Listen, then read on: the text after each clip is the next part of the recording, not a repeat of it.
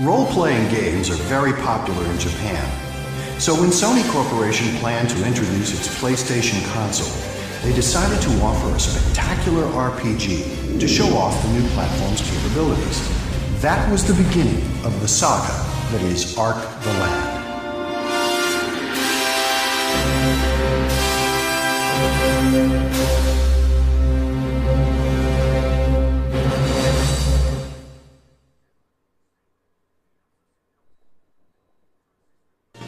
The Ark the Lad series was produced in Japan by Sony's Ark Entertainment subsidiary.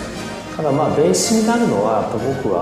personally think that the base of RPG game elements are story, characters, and how well they're crafted and how interesting they are. So we need to make sure that those things are done right.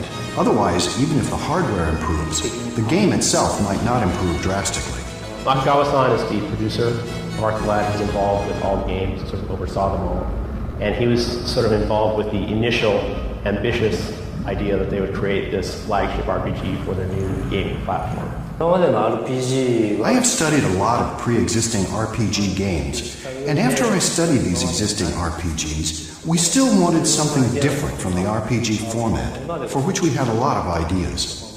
Of course, right now it is considered normal to do so, but at that time we wanted to include CG movie segments, and for the first time, use voice effects when the characters were involved in fight scenes. This was also the first attempt to link the saved data from Game 1 to Game 2. I believe we had such a deep treasure of ideas. At first, Ark was intended to be a single game. But in 1995, with the deadline for release looming and so much work left to do, it was decided to break the ambitious project in two. Due to the fact that it was released as two games, we made the end of Ark 1 in such a fashion to be continued, which generated a lot of talk by people. When Ark the Lad was made available, first we saw the screenshots. To tell you the truth, at that time, I wasn't that surprised. However, when we actually played the games, we were very surprised. It was a very high-quality presentation, and the sounds and the characters' actual speaking and that kind of thing was placed all throughout the game. This kind of RPG never existed in a platform before the introduction of the PlayStation hardware. On the battle maps, most of the characters have 6 or 8 frames of animation detailing what they do, which allows the character to be more expressive. Whereas most games usually use 2 or 3 frames for each character. Ark the Lad 2 was released with great success in November of 1996.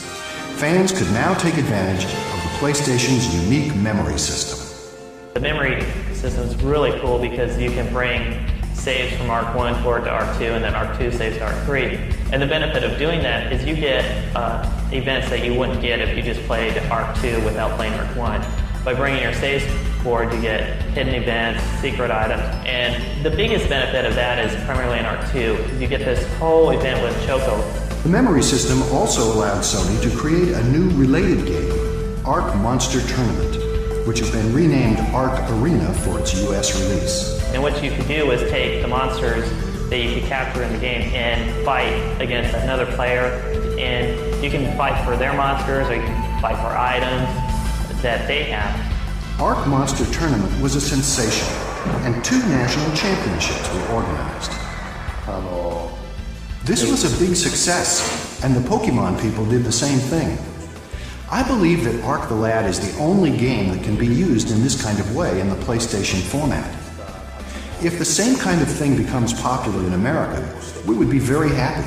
If we could let the champion American monster fight against the champion Japanese monster, it might yield an interesting result. I don't know if this is possible or not, but I think it would be very interesting.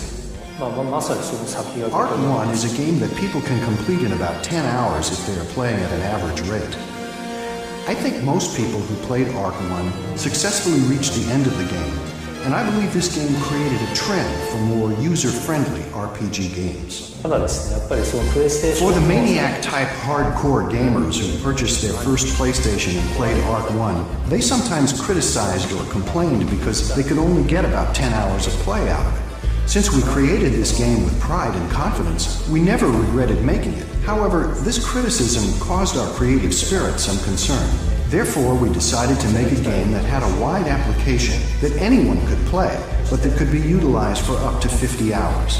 That was the Arc 2 game. Arc the Lad became a phenomenon in Japan. Fans created Arc websites, magazines, trading cards, calendars, postcards, and other items sold like hotcakes. So Sony decided to continue the series, releasing Arc 3 in 1999. I heard from Mr. Akagawa that they were not originally planning on making Arc the Lad 3. Arc the Lad 2 was considered to be the final segment in the game series. However, the fans started to express their desire to make a sequel. So that is how they decided to make Arc the Lad 3.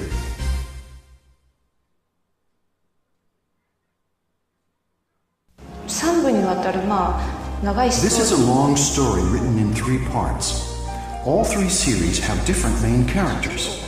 Each main character has their own unique personality. The story is kind of dark. However, each of these main characters opposes the bad forces. I found it interesting the way the main characters fight against the evil forces. The way they fight and stand up for justice, even when these characters were in desperate circumstances.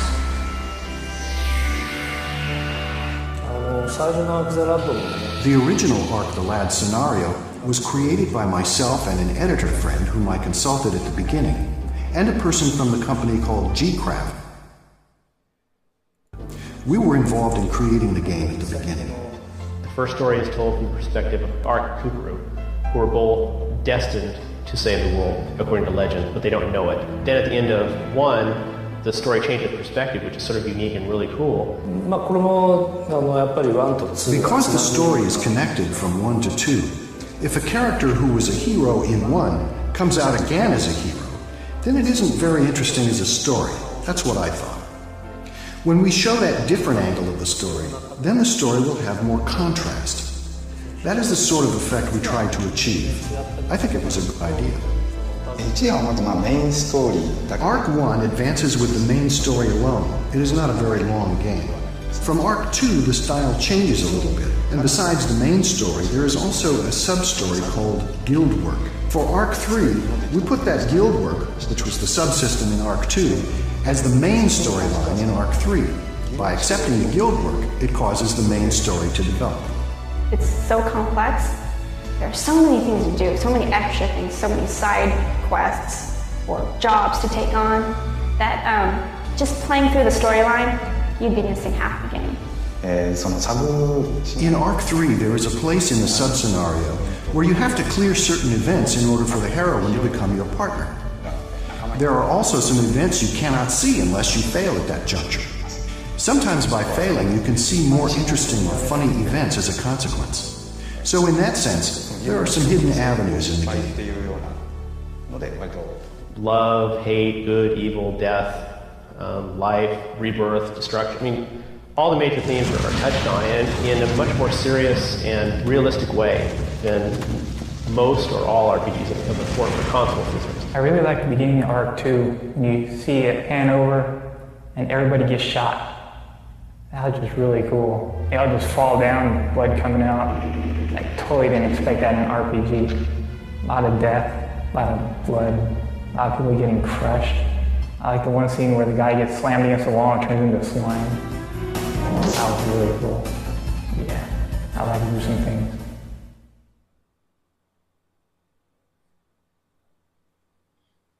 With this game, you really get involved with all the characters. There are so many characters in the game. I try to make the characters as lovable characters. It's not like we love only one main character exclusively, but each different character will be loved. Most of them have been wronged by the Dark Force, and they have to, they're joining the group to save the world and get a little revenge in between. Arc, in the whole series, is driven by the loss of his father. And he doesn't know a lot about his dad, but the blizzard that his dad predicted comes true 10 years later, and Arc grabs a sword and heads up to the mountain to find out what happened to his dad. And that runs through the whole story until he finds out what happened to his dad. Kukuru's motivation is she's a descendant of the Sacred Clan, the Clan of White. She has to stay as a member of her clan and hold this seal that's holding this darkness, this evil, in place as long as she can until Arc gets back to stop トッシュっていうのは There is a character called Tosh that we had certain grand ambitions for. I believe that popular supporting characters in RPG have certain specific features and types that become popular. I don't know what the proper phrase in English would be, but the character with certain problems, the dirty hero, but in the end he gravitates to the side of justice. This is the type of character that I very much wanted to create. Gauguin is very old, more than 3,000 years. He was one of the original Brave Seven that stopped the advance of evil or darkness the time before. As Ark, when you start your quest, you go in and get Gauguin because he's going to be your guide to find the 5 stones you need to unseal the Ark and help save the world. こんなキャラクター多分今まで Characters like Chongara have never existed in any RPG game before. The person who had worked on creating the characters for this game at the beginning of the project had a body that looks just like Chongara. So we basically used him as a model. So henceforth, this character became a rather memorable character for me. Just like with Ark, Elk is also driven because, when Elk is a child, he sees his family killed, his whole tribe killed, as a matter of fact. But he's driven by hate and need for revenge. But that turns into something else as the story progresses, which is another one of the underlying themes, is that hate never produces anything but hate. Well, I like Defect the best. He's a robot. You get him in Vilmer's lab. Each power unit you attach to him gives him more abilities. So you then take him back to the lab, put him on a pedestal, and you can give his experience to any other character and power characters up really high just by, leeching off Defect's experience, because he can't use it himself as a human. 主人公のアレクが Alec is a very straightforward, kind, and courageous type character. And that is the traditional boys heroic type character. The character Lutz is a secondary comic and energetic character. Those two characters in combination existed before I started working on the project. So for those two characters, I tried to extend and enhance their character without altering their basic characteristics. Everybody has a little bit of pain in the game. They all have some sort of personal tragedy, and they all band together to rise above that. そうですね、まずキャラクター When I come up with the character ideas, rather than using good aspects of characters, the shortcomings of the characters are more important. I think these faults of character are more interesting. For example, Lutz is clownish, and that is his shortcoming. But that is also his endearing aspect. So I tell myself that character shortcomings are the key to attractiveness. My favorite character is definitely Tosh. He is hot. And I think we're redheaded samurai dudes that really kick butt. And he sounds like this. Shinjuku! Favorite character is probably Shingara. He has an interesting dialect. Hello, baby! That and Daisy Boy, Daisy Boy. Iga, he's very cool. He has really, really good tornado magic. He runs around without a shirt on in the game. So he's really cool. Defect's like, thank you, I'm not a huge fan of the voice, but I like the character. I kind of like the vacuum cleaner salesman. I thought he was just kind of mysterious. He's a spy for the king of Nomana, and he has chosen to go undercover as a vacuum cleaner salesman because nobody wants to talk to a vacuum cleaner salesman. なんていうか、自分が作ったキャラクターなんであんまり Because I created these characters, I don't really want to rank them. But I think that the Ark character is special. Because Ark's character is the concept we had from the very beginning, I feel that character is very special. The look of each character has a lot to do with how fans feel about them. Ryuichi Kunisue designed the characters for Ark 3. I usually try to have the appearance of the character reflect the personality.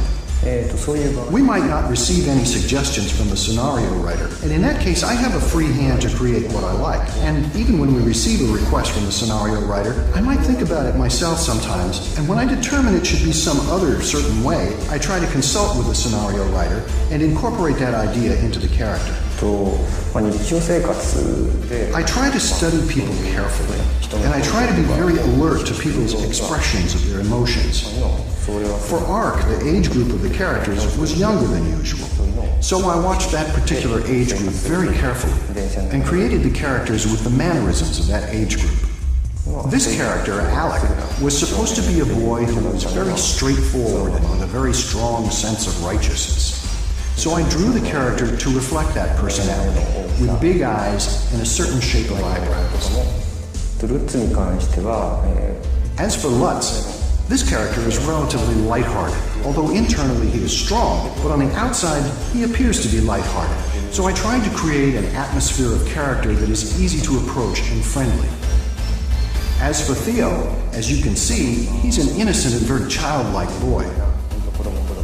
One thing that I had in mind for him was to reflect his strong will, so I drew this character with that in mind.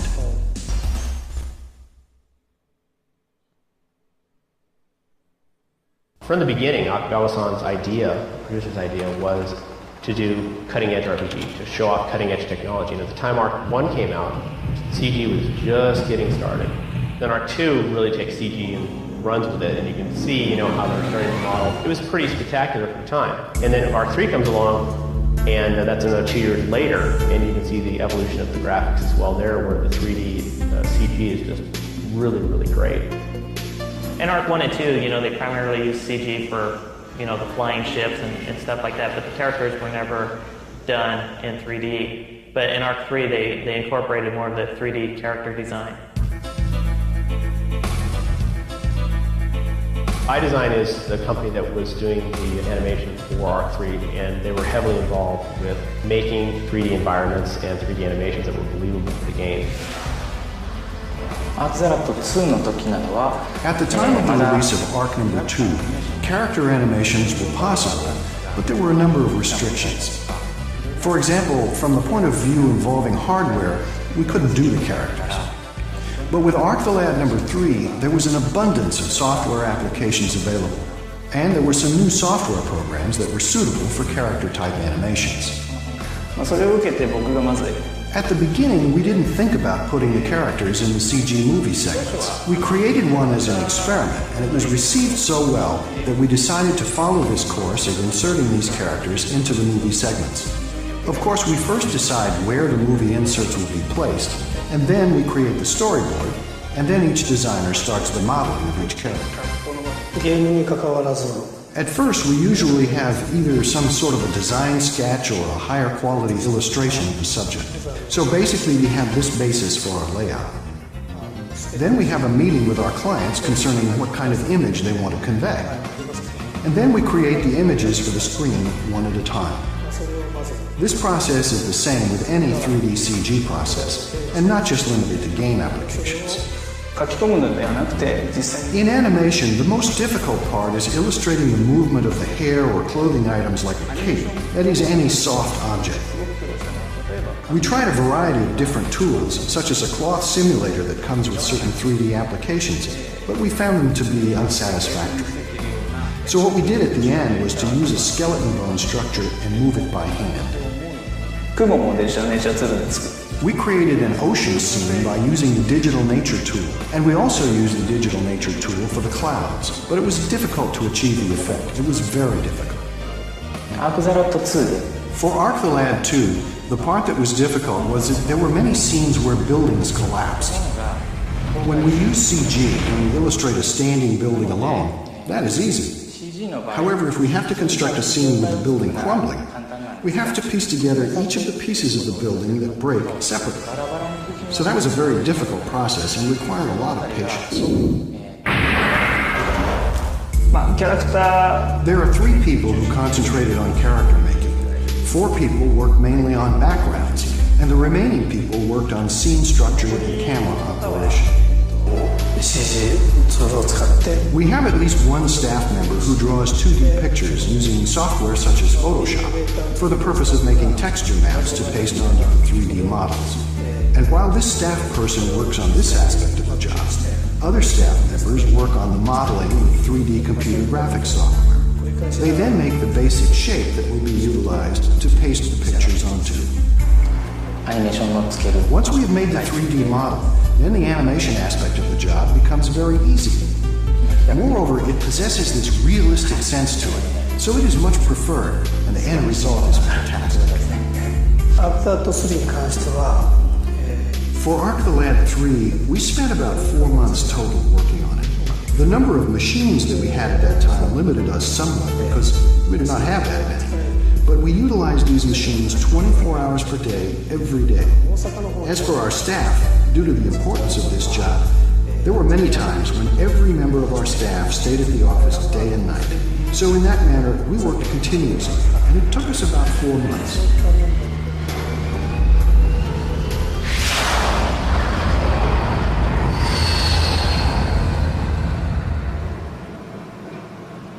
Akio Yoshioka takes over where the animators leave off, assembling characters, backgrounds, and CG elements, adding special effects, and tweaking the results to achieve the final look. 3次元のそのレンダリングで上がってくる画像 In order to express the subtle nuances and to capture the softer side of expressions, we have to use filters, and in that process we need composites and editing. I create a product by putting together a composite of the various materials provided by each designer. I'm the one who created the storyboard to start with, and I will connect each cut based on the theme of the storyboard. 非常に転職だと思ってたんで This is just the ideal job for me. Although I sometimes don't get that much sleep or have a lot of time to eat, overall, I feel this is a fantastic job to have. Sound effects and music add excitement to the formerly silent movies. 私が作業した When I do my work, there are no sounds involved. I think that I had to anticipate how the product would appear once sound was added. And then later, when I had an opportunity to look at the finished product and compare them to the soundless segments, these segments seemed just so much improved and wonderful. Ando-san is the musician, composer, and with Akagawa-san, that's how the first game came to be a landmark in music, because it had the Royal Philharmonic Orchestra, had a live orchestra doing the sound. And that was unheard of at the time. ゲームの音楽をオーケストラにする So, until that time, when people spoke of using an orchestra for a game, it was for the associated records, but it was never in the game. It was just kept for the record only. So we came up with the idea to use the orchestra for parts of the game itself. Of course, we were worried it might cost a lot of money, so I went to my boss to discuss the situation. And he responded by saying that even if it costs a lot of money, let's go ahead and do it. Therefore, we went to London to work on this.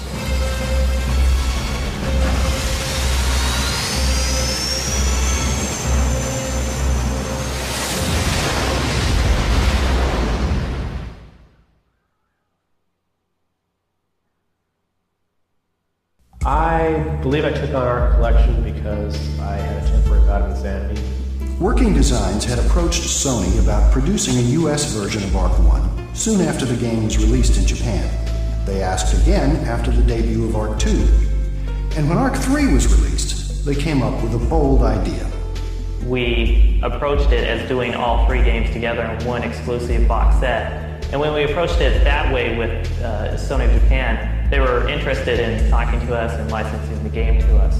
To kick off the project, 2 Working Designs programmers traveled to Tokyo in December of 1999 to meet with their counterparts at Arc Entertainment. Yeah, in Japan, they had their computers, little toys and stuff set around them just like I do. I thought that was kind of neat. And then we looked around a bit, mostly in Laserdisc shops.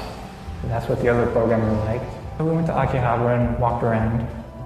The subway was really cool. Really hard to figure out your way around though. They had a whole bunch of maps with lots of lines. Really confusing. It was so easy to spend money there because it was all coins. So it doesn't feel like you're spending a lot of things like, oh, $50 just one. Localizing all 4 games turned out to be an enormous and time-consuming project. It didn't seem especially daunting until we started getting the code, the text, and seeing how large of a project we'd really signed up for. Localizing the game is sort of the standard procedure that we have, but just on a much larger scale, which is you have your regular translation, which is Japanese to English, and you take that, isolate the main story points, and rewrite the game in English using the storyline so that it reads conversationally. We try to keep all the games released as up-to-date as possible as far as making use of the latest things that are offered to the platform. They're in wide use. So we added analog, we added DualShock, we added the extra memory card slot so you could save more on one card. The Japanese standard, or sort of the standard in game role-playing, is 3 saves per card. Well, much more than that'll fit on most memory cards. So we generally try to put as many as you can possibly fit on a card. So we increased Arc 1 to 15 saves per card. Arc 2 went from 3 to 7. Arc 3 went up to 15 saves. Oh, the interfaces for all three games were slightly different. We tried to unify most of them so that when you go from game to game, you don't really have to read it as much as just feel it.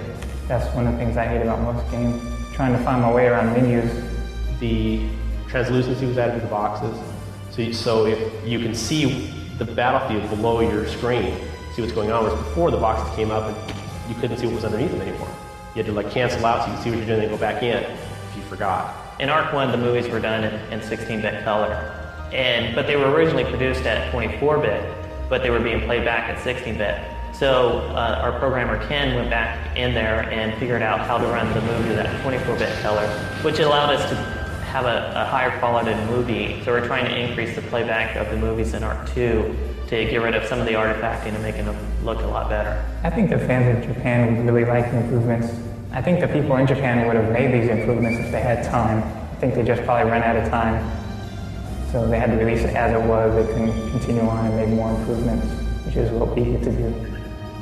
When you do localizations, you get to make improvements upon games that are already good. You can also start from scratch and hope you come out with a decent product. You already know you have one.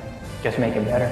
We get a lot of artwork from Japan, and it's a lot of splicing up of images and being able to separate foreground from background. And we do this because for a package front, for a poster, you need to be able to fit the dimensions.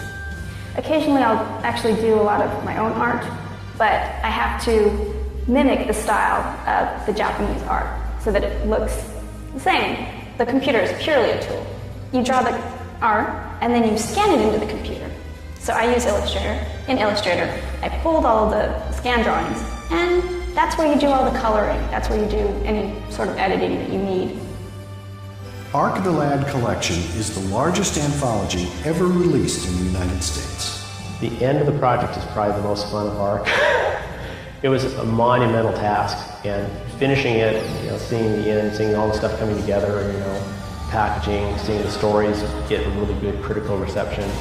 But people were just amazed at how the story is, how deep it is, how much you can do. Really makes us, all of us glad to be involved with the game at this level. I mean, we're all very tired, but we're glad that, we did it. At least I think we're glad. Yeah, we're glad.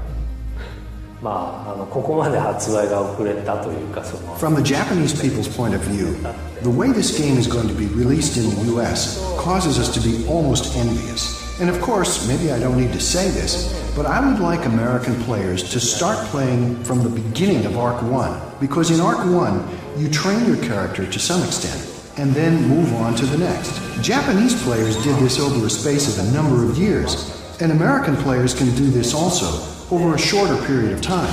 But if you could play each one without hurrying too much, then you would enjoy this game much more. So please enjoy playing it in that fashion.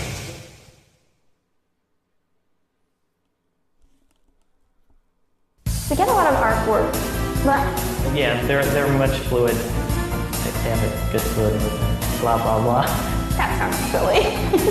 Yeah.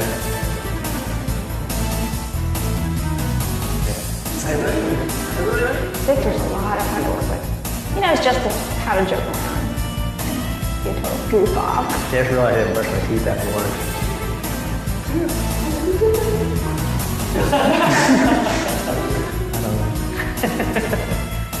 You know what? I prefer.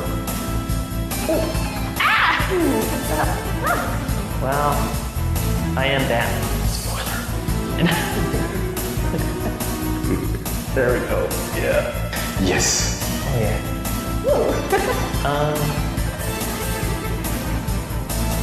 Yeah. I don't know. Okay, wait. No.